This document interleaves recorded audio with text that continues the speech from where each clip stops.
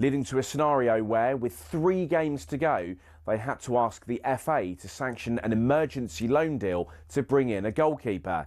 Swindon Town's Jimmy Glass arrived at the club. His efforts in his first 2 games earned the Cumbrians 2 draws. Those vital points meant that Carlisle went into their final game of the Division 3 season, now League 2, needing to beat mid-table Plymouth Argyle in front of their own fans and hope their relegation rival Scarborough didn't win against Peterborough at home. The game at the McCain Stadium finished 1-1, and with the same scoreline at Brunton Park deep into injury time, Scarborough's fans invaded the pitch en masse, believing their Football League status was secure, convinced they'd done enough to stay up. However, there'd be one more plot twist. Carlisle won a corner in the dying seconds, and up came Jimmy Glass. In one of those you couldn't make it up moments, Glass scored from a rebounded header and was promptly swamped by teammates and thousands of fans who quite simply couldn't believe what they'd just witnessed. As for Jimmy Glass, he became an overnight celebrity, but he never played for Carlisle again, and his playing career never really kicked on after that defining moment. He took on various jobs outside of football before finding his way back into the sport as player liaison officer at Eddie Howe's Bournemouth, and most recently the general manager at non-league Wimborne. Not the fairy tale ending to one of the most Hollywood moments in football, but the name Jimmy Glass will live on forever as the scorer of that goal, arguably the most important in any club's history.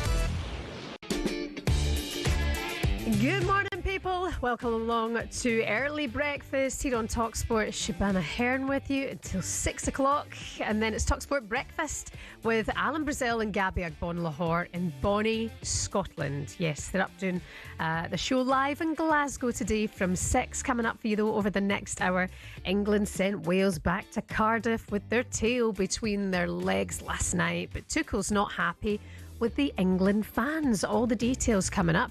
Scotland, we went from being embarrassed a smidge by Greece for an hour to turning it around and possibly heading to the World Cup. Everything cross.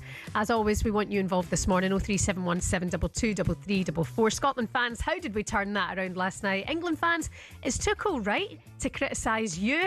You're listening to Early Breakfast here on talkSPORT.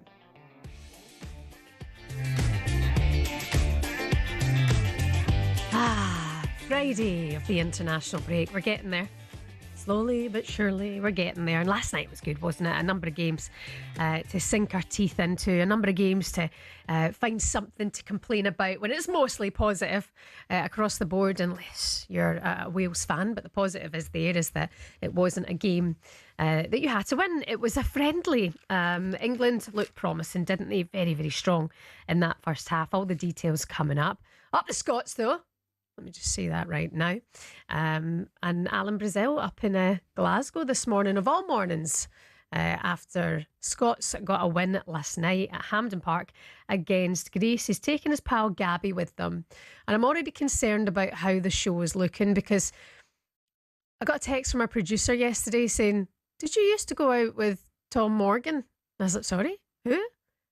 And already I think they've gone to Glasgow and they're going to try and dig into my history of dating. Nick Morgan, that's his name. That was the other one. Hey, only joking. Back pages of the papers for you today. The Sun going for its men against Boyos. Saka and co hit 3 in 20 minutes. Then Tuchel slams fans. I'll let you hear this Tuchel audio very, very soon. The Telegraph Sport is going for who needs Jude. Tuchel gamble pays off as England rout Wales. That's a discussion I think we can have this morning, England fans, based on that performance last night. Would you rather see us starting 11 without Jude Bellingham. Back page of the Times, Tuchel calls out silent Wembley. Who needs Jude is the back page of the Daily Mail. And the Mirror Sport, they're going for St George 3, Dragons 0. Also the picture in the Mail, by the way, Thomas Tuchel on his celebrations last night. He loves a fist pump, doesn't he? He's like, come on, I think we need to work on his cellies. That's one thing for sure, but he's a happy man. England romping to victory at Wembley against Wales last night, but was it a little bit quiet? Well, there are no points at stake, but there are points to prove. There's no qualification on the line, but there's plenty of parochial pride. Very pleased with the first half. We could have been 4-5-0 up. Perfect start for England. They're ahead inside 2.5 minutes. Morgan Rogers, who kept his nerve to siphon into the bottom left-hand corner. It's what you dream of as a kid. It's things that drive you to work hard and to get into this position. So yeah, it's a lovely feeling. We've seen what this environment was. Now we're not quite there. It's played across the face of goal for Watkins, who cannot miss.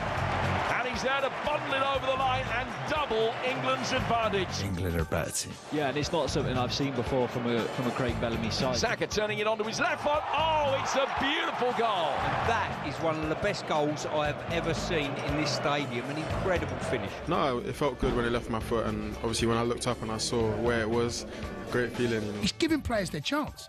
And they're grabbing it. That first half, Morgan, Rogers, Anderson and Rice, all round. If you're Palmer, you're Foden, you're Bellingham, you're watching it going, I would love to play with that. So we imposed ourselves physically and then also with our quality, of course, so that's why I'm very happy. The feeling remains that England are certainly moving in the right direction. They've beaten Wales tonight by 3-0. A brilliant 45 minutes in the first half, obviously, for England. Goals from Rogers very early on, goals from Watkins, and an absolute belter from Bukayo Saka as well, all inside the first 20 minutes. And it all then slowed down after that, didn't it? After the game, the England boss Thomas Tuchel was more worried about the lack of atmosphere in the stadium. When he was speaking on the telly afterwards, he doubled down on those comments at the press conference. Listen to this. Good moment to explain myself. Well, first of all, I said the support in Serbia was absolutely fantastic. When we played last time in Serbia, I said it and I meant it. I love English football and I love English football fans and the support they give. But I think today the atmosphere did not match the performance on the field. I think he might be right, to be honest, but a number of England fans, I mean the team coming into the office this morning all saying, you know, how dare he call us out for the lack of atmosphere? Not the best comment for Thomas Tuchel to make. He said he wasn't pleased with the noise not quite ramping up at Wembley, especially against the likes of Wales. That's the thing. I think, like, it's an enemy, isn't it? It's a bit of a derby. You should be up for those games. You should be at least jeering the Welsh and laughing them up the road. But instead, the England fans made their way home. It is a friendly, I guess. And Gareth, the England fan, he called the sports bar last night. He said it actually wasn't that bad. I'll be honest. I don't think the atmosphere was any different to any other time that me and the boy have been down at Wembley. The only thing I would say that was different was we played a team with a set of fans who were there to enjoy their night regardless. Yeah, and I agree you with know that. what? We were sat behind the goal right next to them, and you know what? They were brilliant to watch. They had banter. Yes, they took the mick. Yes, there was a bit of derogatory here and there, but across the board, they knew they were coming. They were turning up for a hiding. Did you need to criticise the fans last night? Thomas Tuchel, 03717 22 3344. What do you make about the England manager calling out the lack of atmosphere? Either way, a comfortable 3-0 win. By the way, Elliot Anderson, absolutely outstanding. There's a lot of conversation this morning in the fallout to that game. Do you need Jude Bellingham in your starting 11? Should it be Elliot Anderson? Declan Rice was brilliant last night. Morgan Rogers, exceptional. Bukayo Saka, that goal. It was a pretty performance from England, especially in that first half. But should the fans have been given that little bit more? In fairness, the fans are booing them when they're losing, and if they're leaving when they're winning, even if it's a friendly, does that seem a little bit disappointing to the England manager? 03717 22 3344. Now, enough of England. Let's talk about a proper team. Let's have a bit of this. We got John again, and Rob Boyd on the wing, on the wing. No Scotland, no party. Steve Clark starts an army, and even if we don't win, we will win. We'll boogie on.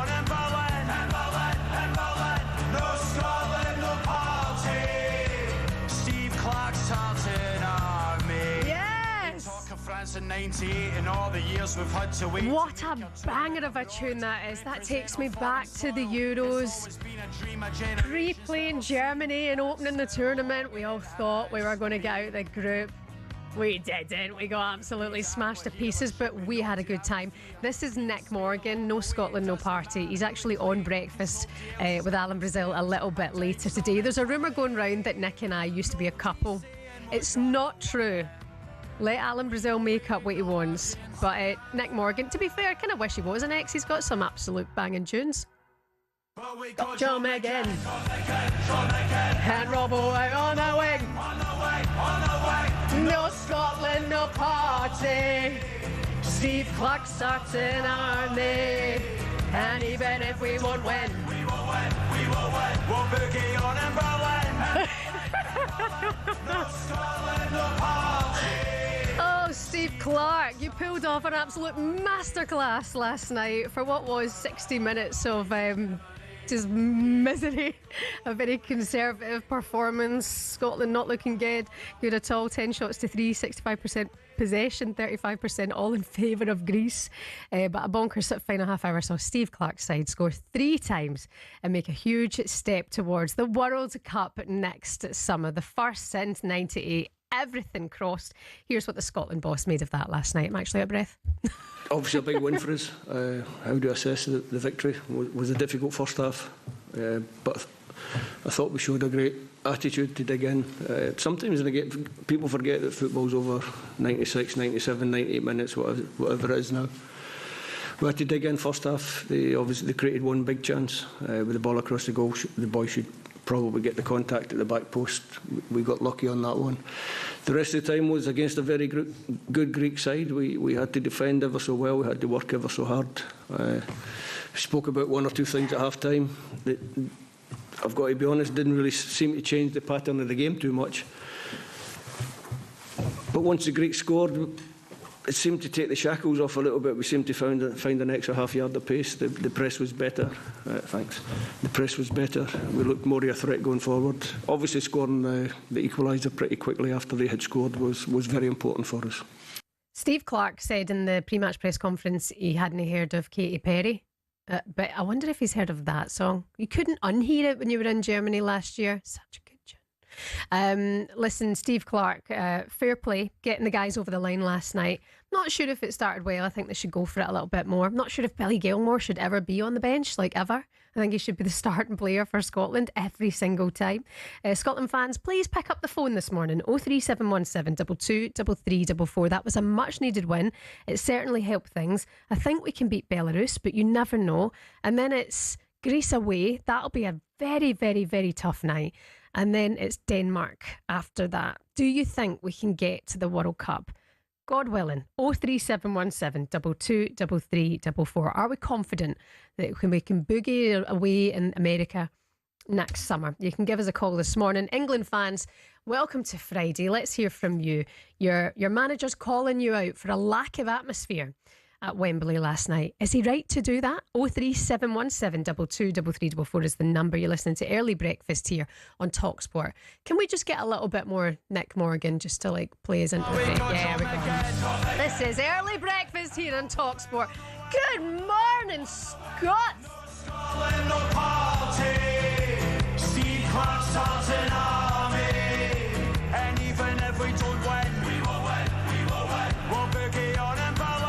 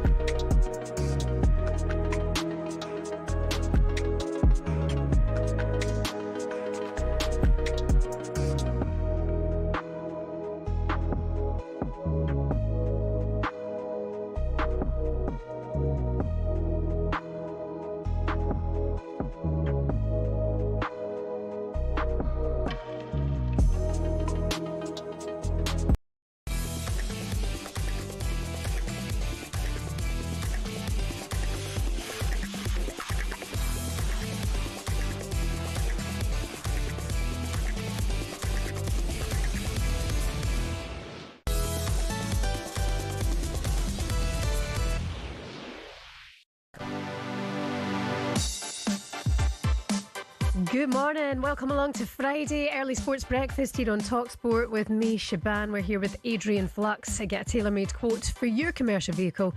Search Adrian Flux Insurance for the individual. I'm really looking forward to hearing Alan Brazil live in Glasgow this morning. When was the last time Big Al made it to live in Glasgow?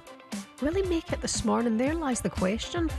Goodness knows who he's been out with last night. I'm looking forward to hear him and Gabby Agbonlahor live from up the road. Some of your other headlines this morning. Luke Littler breezed past reigning champions Mike de Decker at the World Grand Prix in Leicester last night. He takes on Gerben Price in the quarterfinals.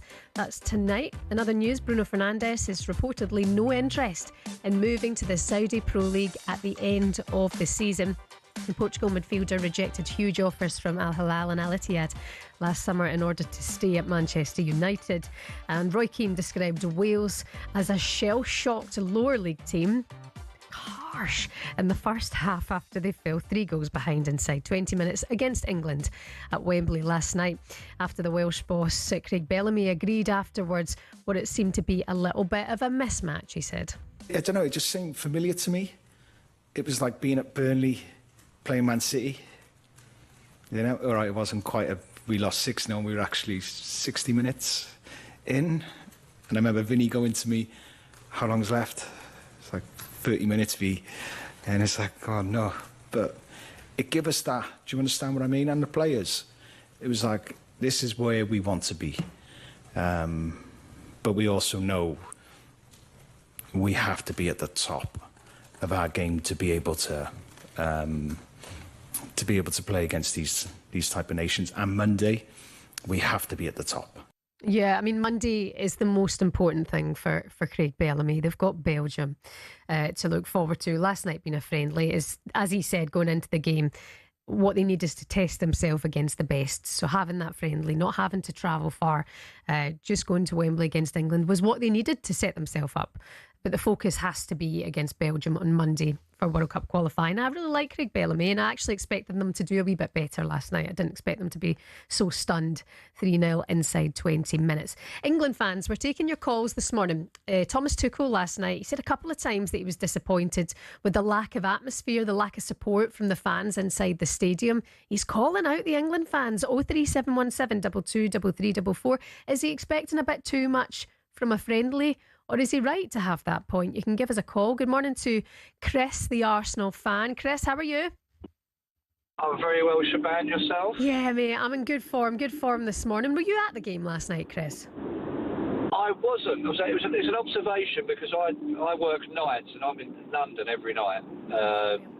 And cut a long story short, the 2 or 3 shows were mentioned in the interview and the atmosphere. I was outside of Knightsbridge, Notting Hill, those sort of stations, West London, not really the heartbeat of football supporters.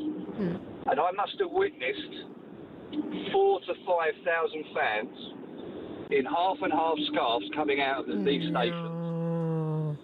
Which is not a problem. 4,000 to 5,000 fans in half and half scarves. I didn't think they'd make that many. Half Wales and England scarves with a little FA bag and a programme and blue blazers and yellow trousers.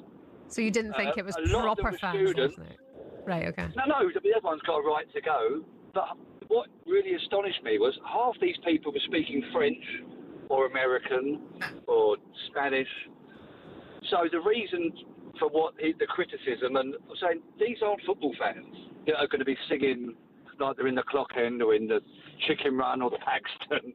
They're going to it's an event for them. Okay. You know what I mean? It's not.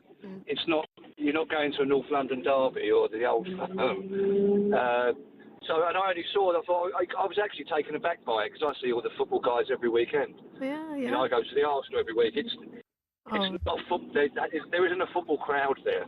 That's what I'm trying to put across. It's people going for. Let's go to Wembley because it's a famous stadium and watch a game of football. Fair enough. Fair observation that you spotted that out and about last night. What do you think about him? What do you think about him saying that? By the way, Thomas Tuchel calling out that the fans. Do you think that was just saying that they should be here at friendlies either way, or was he wrong to say that? I just thought it was all a bit unnecessary to mention it. It's a good performance, a good result. it didn't seem any need to say it, because there's going to be people spending 10, 20, 30,000 pounds next year to follow the team all around both America. Okay. Fortunes. They're calling out fans for. Yeah. You know, it's have you been to the Emirates recently? When they're 2-0 up, second half, no one sings. Do you know what I mean? That's how football is now. It's not as tribal as it once was. Yeah, a little bit more sanitised. Chris, listen, thank you so much for your call this morning. I hope your shift goes well. 03717 223344 is the number. Was he right, Thomas Tuchel, to call out the lack of atmosphere? You can give us a call this morning. Scotland fans, will we go to America next year? Will we? Yes. Let's say we will. Big win against Greece last night at Hampden Park. Kane is here for a look at today's back pages. Why are you wearing shorts, mate? It's the 10th of October. Good morning. Good morning. Haven't seen you in ages. Why are you wearing shorts? I'm wearing shorts. This is a bit embarrassing, but I don't mind sharing it with the talkSPORT listeners. I have a date later this evening, but the problem is I came up from Southampton to London this week, but only brought one pair of jeans. And you may notice I'm quite a messy eater, and I spill a lot of drinks. So I've managed to get the jeans quite messy, so I thought I'd better save the jeans. Tell me, wait a minute. So I've been wearing shorts for the last few days. They're not dirty though, are they? Well, they're a little bit dirty. Kane. Well, I can't take them to a laundrette. Go and get a wipe or something. Well, no, yeah, I have wiped them off. I've not left the stains on them, but it's, yeah. Tell me about the date. First date, second date? It's a third date. The problem is I don't really know how to say her name, and it's now gone past the point where I can't really bring that up. Tell me her name. It's Melis, I think, or Melis. I can't remember. It's I'm not sure. It's a Turkish name. I can't remember how to pronounce it, but and I don't really know how to mention that to get her to say it again. I don't know. Any Turkish or what did you say? Turkish or Greek? She's Turkish. She's Turkish. Yeah. Right. Turkish. Yeah, don't get them two mixed up. Is it Melis or Melis? Yeah, I'm not sure. But we'll find out. I'll let you know on Monday. Oh, well, good luck. Thank you very much. You look well. You've grown your beard in a bit, haven't you? I did even got it a little trim as well. Yeah. Okay, well, good luck as well. Thank you very much. Don't wear the shorts. No, I won't. Or dirty jeans. That's a bit. That's very complimentary of you. Not normally like that with me. I know. No, you do. You look well. Oh, thank you. Yeah. Well, I can say the same to you. Oh, yeah. At that time you said I was like 45 or something. Anyway, today's back page. Anyway, yes. All focusing on England's victory over Wales, and a few have picked up on Thomas Tuchel's slanderous words about the England fans, criticising them, wanting them to be doing cartwheels for 90 minutes and celebrating with horns. I still don't know what he wants, Shebahn, because a great point from that last caller. Why even make the comment? There's no need to. And a lot of people as well on social media, we've put the interview out from Thomas Tuchel, his press conference, and saying, well, if you want a better atmosphere, play the games on the road. There's no need to be playing a friendly against Wales at a massive stadium, Wembley, on a Thursday night. And it takes 40 minutes to get there on the tube from here in London. Yeah. No wonder people have to leave early as well. I don't understand why there couldn't have been scheduling for the Latvia game to be played tonight and then have the Wales game at the weekend. If you want a decent atmosphere, don't do it on a Thursday night. Yeah, but then you're just thinking about yourself. I mean, Wales have more pressing matters. They have they have a qualifier against Belgium. So they could, don't play the friendly. Don't play Wales then. There's just no need for it. You're meant to be getting up for him. I'm sorry, but you lot baffle me. I can't get up for him. The day before, it's Wales. You're meant to have a little bit of heat and frustration and a bottom up of anger there. Like you're meant to have that, and then you say football's so sanitised. I'm like an FA Cup third round tie for Wales in a big stadium. There's no such thing as a friendly, Kane. There is, and we just witnessed it last night. That's why everyone was leaving. Yeah, but you're winning, and then everyone's like, But then, and then you're losing. You'd be like, this isn't good enough. If it's a friendly, it still wouldn't be good enough if you lost that game up north. No, you're full of it. Play at the stadium alight. Everyone will be cheering you on. Melis, if you're listening, ditch him now. Melis, whoever the hell you are. She supports Galatasaray, I know that. So I dropped in Dean Saunders. Which impressed her a lot. Did she know it didn't want to? No, of course she didn't. I'm not having it. And also, the day before the game, in the press conference, he said England need to be considered underdogs to the World Cup. So he's put a small mind mentality onto us as well. Okay. I'm not happy with him at the moment. Oh, look, a good win. Don't call out the fans. Okay, you're back with us very, very soon to do the front pages. Oh, yeah. Victoria Beckham news. Her first tabloid interview in 15 years. We'll be bringing you the headlines. Does she talk about Brooklyn? No. Oh, God. Oh, that's so sad that they've had sad situation. That's very sad. Call your mum, Brooklyn. Just call her, say hello. You'll regret it if you don't. I mean, you will. Life's too short. Life really is too short. Yes. Oh, wow, we went a bit deep there. 03717 223344. Do you agree with Kane here? Is Thomas Tuchel well out of order? I thought you were going to say, do you agree with Kane? Should Brooklyn call her? Should Mellis ditch him hard tonight? But give us a call. Was Thomas Tuchel out of order for that? 03717 223344. Coming up next, we'll talk about Ruben Amorim after Jim White and Simon Jordan. My voice is gone. It's all that singing. Wow, that's sexy. We'll talk about that next. Whatever we're talking about. Oh no! Frogs, break!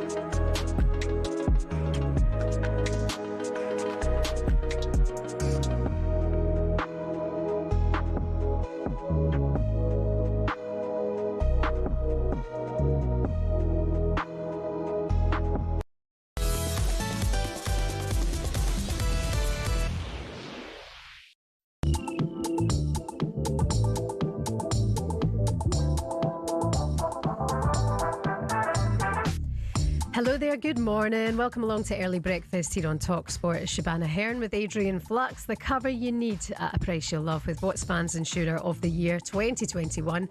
Find out more at adrianflux.co.uk. 6 o'clock this morning. Big Alan Brazil back in the motherland. He's in Glasgow this morning alongside his best mate Gabby Lahore. They've got a show live up there today, which means usually at this time when the guys are on location, producer Scott and Ollie and DJ Ed are stressing about whether Alan will be there or not. Wonder if he's in the taxi. Fair play, Al, if you are. Fair play. Fair play to Scotland last night as well. 3-1 at Hampden Park against Greece, and it was a poor performance for the first 60 minutes, and then we got the job done. It was lively. Alan Brazil up in Glasgow, also where Katy Perry has been staying this week, and let's say Alan is a big fan.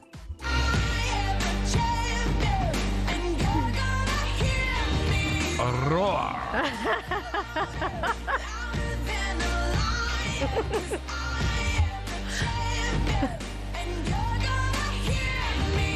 Roar.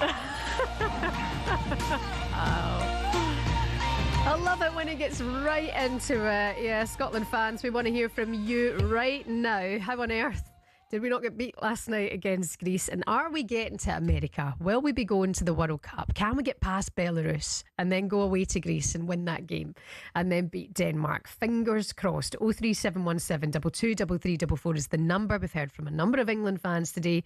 They're being criticised because Thomas Tuchel criticised them, saying they were too quiet and the fans should have been behind the team more when they were winning. And actually, I think he's got a fair point, because that's a friendly. And everyone's saying it's not important to cheer the team because it's a friendly and it doesn't matter. But if he'd have lost that friendly last night, everyone would have been on the phone saying, you shouldn't be the manager, you know, you should be sacked, all that kind of nonsense. So has he got a point? 03717 223344. Scotland fans, can we get ourselves to America? Some of the other headlines this morning, by the way: the stadium was silent. We never got the energy back from the stands. Those were the words of England boss Thomas Tuchel, reflecting on his frustration at Wembley support after the side scored 3 times in 20 minutes. England fans, you can keep your calls coming in. Scotland are heading to America. Well, not quite yet. 3-1 win over Greece put us in a great position to qualify for the World Cup last night at Hampden, and a very special night for Bukayo Saka. 5 years on from making his debut against the same side, he scored an absolute worldie last night. He spoke to talkSPORT about the journey he's been on in a 3 Lions shirt. Obviously 5 years ago I played against Wales as well at Wembley. No fans, it was COVID. Obviously it's been 5 years now. It's been some journey, many ups and downs, but I just have to give thanks to God, you know, that I'm still here going strong in an England shirt, and I still get the privilege to put the shirt on and come out and play here at Wembley. So yeah, I'm just looking forward to the future, and hopefully we can continue building. Oh, he's a wee superstar, isn't he? I can't believe that's 5 years. 5 years of Bukayo Saka. It feels like it's been more.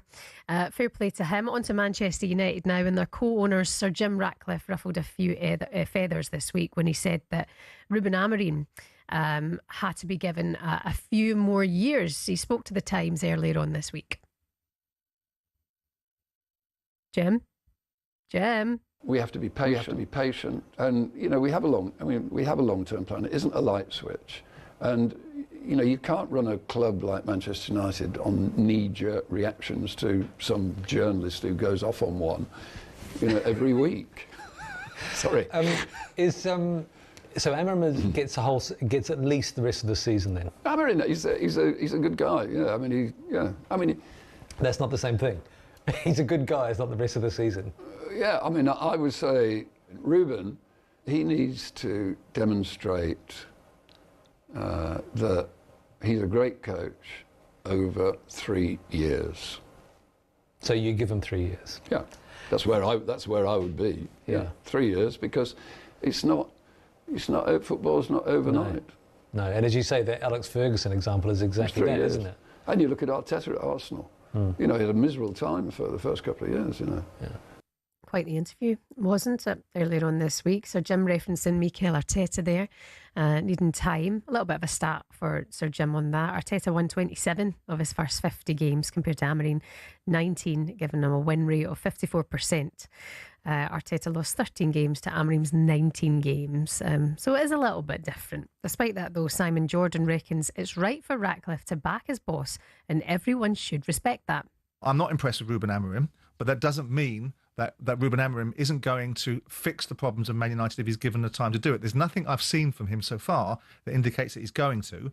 But in the same way that I was defending the idea that people should be addressing the issues around Russell Martin as to the reasons why they employed him, if Manchester United and their owners, who are far closer to Ruben Amorim and far closer to what they perceive the problems to be, feel while they employed him are still consistent with the way that they're going, then they have no business talking about Ruben Amorim being fired, because the traditional thinking is, we've got to win things now.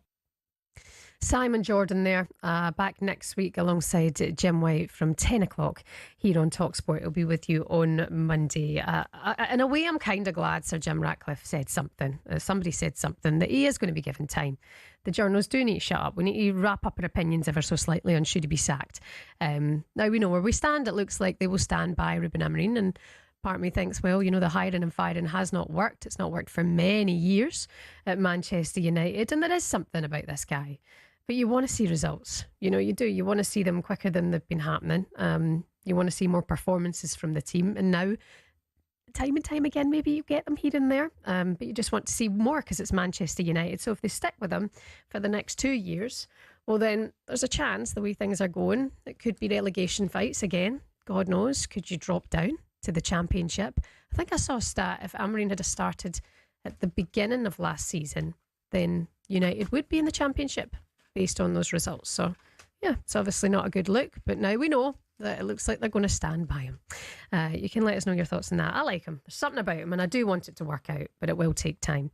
03717 223344 is the number. 81089 if you want to get in touch. We're talking about Thomas Tuchel. Was he right to slam the England fans for not being loud and supporting the side last night? There's pictures in the papers of the stands at Wembley. 86 minutes on the screen just above the stands, and they're proper dead, to be fair.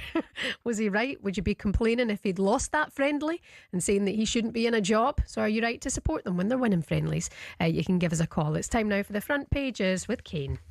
It's a front page throwdown. Oh, what a move! The front pages first on the early sports breakfast. talkSPORT. You got her name yet? Yeah, we've settled on Melise. Melise. It's a nice name. More exotic. Yeah, Melise. Melis sounds like your granny's mate. A town called Melis. Yeah. I use that. But I will update you on Monday. Yeah, just send me a text straight after. I shall do. The date. I'll let you know how it goes. Right, on the front pages, especially, the front page of the Sun, they've got a right scoop. They have spoken to Victoria Beckham, the other half of David Beckham.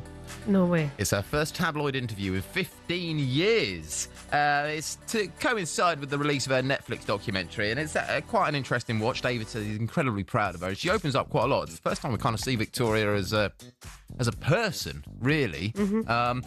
And the Sun have asked her a few interesting questions. So how posh is posh? Are you ready?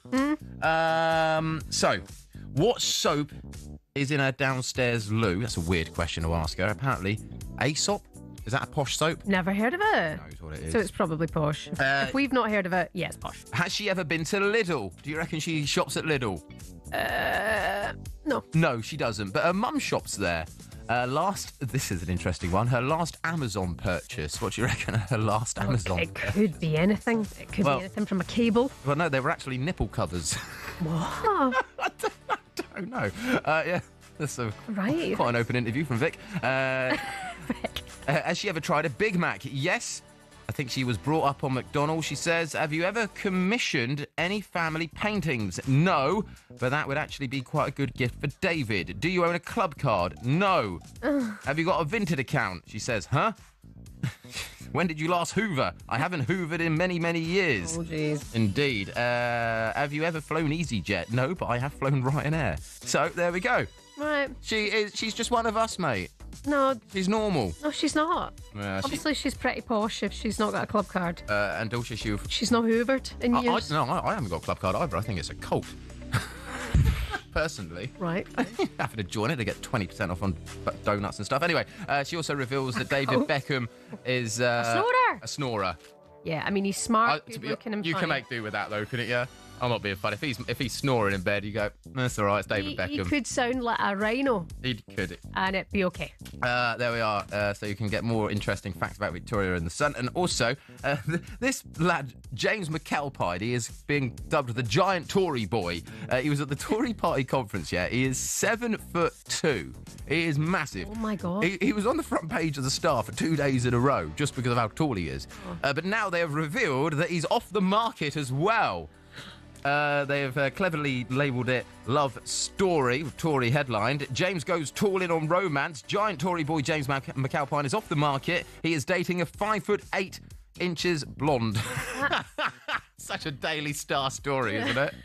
That is quite the difference. I like the fact they don't even give her a name. They just call her a 5'8" blonde. They've not even named her yet. They haven't even named her, no. But there we are. Smaller than him, brilliant. Apparently he's making waves on TikTok, but he is off the market, ladies. You know, I have a fascination with tall people. Do you? That's why you're so interested in me, is it? Yeah, because you are that guy. 6'2", I'll have, you know. Are you really? And a half. Yeah. I thought you were a bit smaller. No, I'm not. How dare you? If you had hair... I'm one of the tallest here at talkSPORT, definitely. No, you're not. Yeah, I am. Max Scott's a little bit taller than me. Max Scott's massive. I'm taller than Alan Brazil. He's shrinking by the day.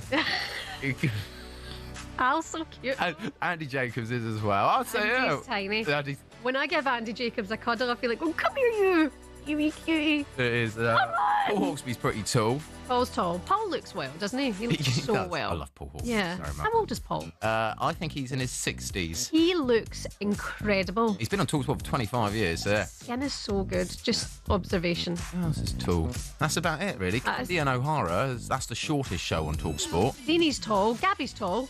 Dean Saunders isn't tall. No, Troy Deeney's. Oh, Troy Deeney. Yeah, Troy Deeney's massive. Simon Jordan's big. I was eating in a chicken shop yesterday, and Troy Deeney walked past. This isn't a joke. Troy Deeney walked past, and there were a lot of school kids in there who got so excited seeing Troy run out. They left their food and ran out to say hello. It was really sweet, and he stopped inside and walked across for him and said Do you hello. know Troy? I know a little bit, not well enough to invite him in to have a chicken drumstick, but enough to say hello. Oh, the life and times of Kane Reeves. Good luck on the date. Thank you very much, mate. Hope it goes well. Yeah. Keep me posted and everything. And whatever you do, don't call her Melis. No, I won't. I'll try and get the name right. Have a lovely weekend, everyone. Thank you very much, Kane. You're listening to Early Breakfast here on talkSPORT. Coming up next, we'll look back on what was a big win for England last night. But were the fans not good enough? Oh, Thomas Tuchel, you've ruffled some feathers. Good morning to you.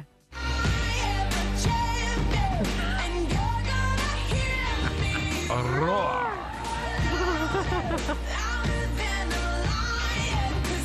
Morning, Alan. Let it out, pal. Roar.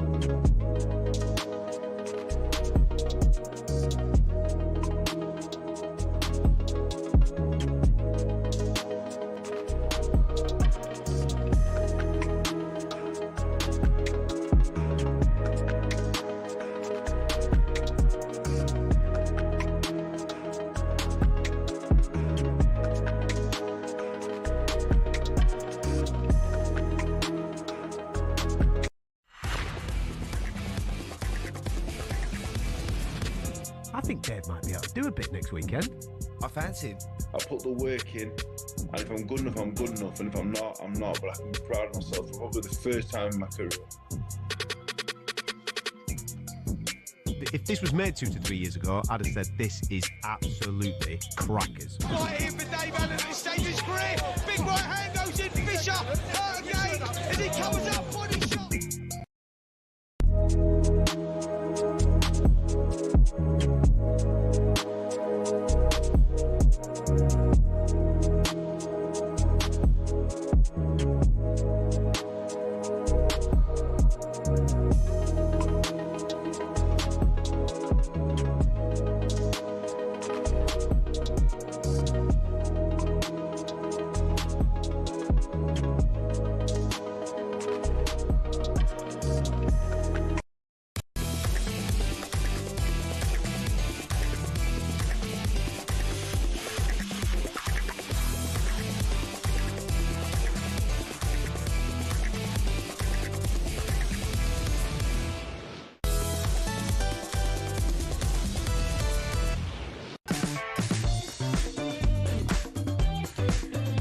Good morning, it's Shebahn Aherne with you. Welcome along to Early Sports Breakfast here on talkSPORT. The big story this morning, England boss Thomas Tuchel has hammered the lack of atmosphere at Wembley last night. He doubled down on those comments when speaking at his press conference after the game. Good moment to explain myself. Well, first of all, I said the support in Serbia was absolutely fantastic. When we played last time in Serbia, I said it and I meant it. I love English football and I love English football fans and the support they give. But I think today the atmosphere did not match the performance on the field. They were about 3-0 up and the place was kind of empty now, to be fair. You know, it's tough. Got to get the kids up for school in the morning, you got to travel. They're winning, they're happy, so they've left to head home. The only thing is that I would say in his defence is if England lost that game, a friendly, last night against Wales, you'd all be hammering him this morning saying that he deserves to be sacked. Anyway, Rick and Bolton says 8:10:89. If Tommy T wants an atmosphere, get these England matches up north. Wembley is full of tourists and kids. You can't generate an atmosphere. Glenn in Plymouth says Thomas Tuchel should be grateful 78,000 people went to watch a game on a Thursday evening. Not criticising them, it's out of order. Elsewhere, Scotland somehow beat Greece 3-1 at Hampden to edge towards the World Cup next summer. Everything crossed, which means there could be a Scotland party in the States. Darren, the Spurs fan, says calm down, Shebahn. Scotland haven't qualified yet. Yeah, I know. And I know it'll come back to haunt me. I hope it doesn't come back to haunt me.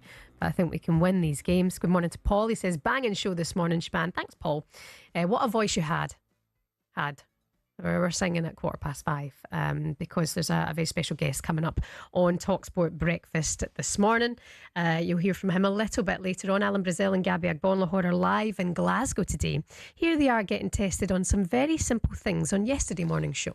You have 5 seconds to name me 3 countries beginning with the letter F. Your time starts now. Finland, Falklands, France?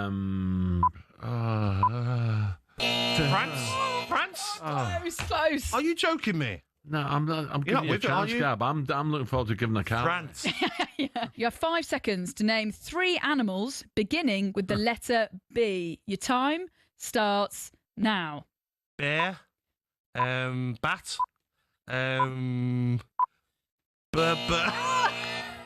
That's a mammal, isn't it? A bat's an animal. You just said bird. Oh, God. These two crack me up. Brilliant wee game from Katie Shanahan there. She's back with you on Early Breakfast next week. And the guys are live from Glasgow today. Right, back onto the football now, kind of. It's time now for a little bit of this.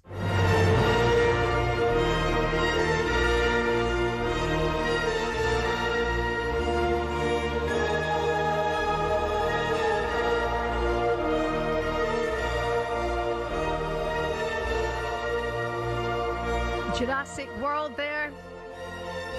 Which reminds me, Jeff Stelling is back with you Monday morning, 6 o'clock on talkSPORT Breakfast. Just kidding, Jeff. Wee jokesies. By the way, there's a story going round today about one of the most iconic dinosaurs. Arsenal's Gunnosaurus has been voted the the most ridiculous Premier League mascot. He beats a list containing Changy the elephant, who's the Everton mascot, Chirpy, the Spurs, Moonchester, the Manchester City mascot, and Hercules and Bella Lion at Aston Villa. Apparently Gunnosaurus is the worst. I kind of tend to disagree with that. I'm not sure if maybe a Spurs fans conducted this survey, because I feel Gunnosaurus is really, really popular. Everybody's putting up pictures with Gunnosaurus. We went to the Women's Champions League parade thing and Gunnosaurus was out and the kids were absolutely loving him. I actually said to the mascot at the end of the day, I should probably give you a tenner for your babysitting duties there. Did a great job, Gunnosaurus. And you know that's the thing with a mascot. The kids aren't allowed to see them without their heads on. Otherwise, it's like end of the world. It's the worst thing you can do as a mascot. Which reminds me, I was just looking through some of the lists here of terrible mascots ever in football. Do you remember the time Partick Thistle unveiled Kingsley, the mascot? Do you know if you remember that? I'm looking through the glass. No one remembers. Google Kingsley, the mascot, the Partick Thistle mascot. Just absolutely frightening. Anyway, silly stuff. Gunnosaurus, the most ridiculous mascot in the Premier League. Looking at today's back pages for you. Back page of the Times. Tuchel calls out silent Wembley. England race into a 3-0 lead after 20 minutes. Brilliant goal from Morgan Rogers. He was excellent last night. Ollie Watkins got a tap in. And of course, an absolute screamer from Bukayo Saka. 20 minutes, they were absolutely lightning, weren't they? And then it all kind of quietened down after that. Scotland, we beat Greece at 3-1 after about 60 minutes of looking a bit limp at Hampden Park. Managed to get the job done. The Telegraph, they're focusing on England. Who needs Jude Bellingham? That's a conversation the lads were having last night on the sports bar. The way Elliot Anderson played with Rice, is Jude Bellingham going to be struggling to get that starting 11 place back? Gives you something to think about. It's the same headline on the back page of the Daily Mail. Who needs Jude? Tuchel's bold call vindicated as England cruise past Wales. And the Mirror Sport is going for St George 3, Dragons 0. Too easy for Tuchel's men as Welsh walloped at Wembley. A quiet Wembley, shall we say, when it did get a little bit dim, didn't it, as the game went on. Fans heading up the roads early. Wales, obviously, a lot to focus on. They've got Belgium on Monday in World Cup qualifying. And coming up for you here on talkSPORT Breakfast this morning, of course, you've got Alan Brazil and Gabby Agbonlahor. They're up in Glasgow at Arnold Clark this morning for their live show. It's going to be good fun. They've got a number of guests with them on the show today. Ryder Cup winning caddy Craig Connolly is going to be with the troops. Former England midfielder Nicky Butt and 2 Scottish legends in Davy Weir and Charlie Mulgrew are going to be on the show. Interesting times, of course, for Rangers. Will we find out if Stevie G will be appointed today? And of course, we'll be joined by none other than this absolute Scottish legend playing this tune as well. Play it! Play the song! Play the song! We got John McGinn, and Rob Boyd on the wing. No Scotland, no party. Steve Clark's starting army. Nick Morgan on Breakfast with Alan Brazil and Gabby Agbonlahor next. Go late to the news, just let this play. No Scotland, no party. Steve Clark's starting army. They talk of France.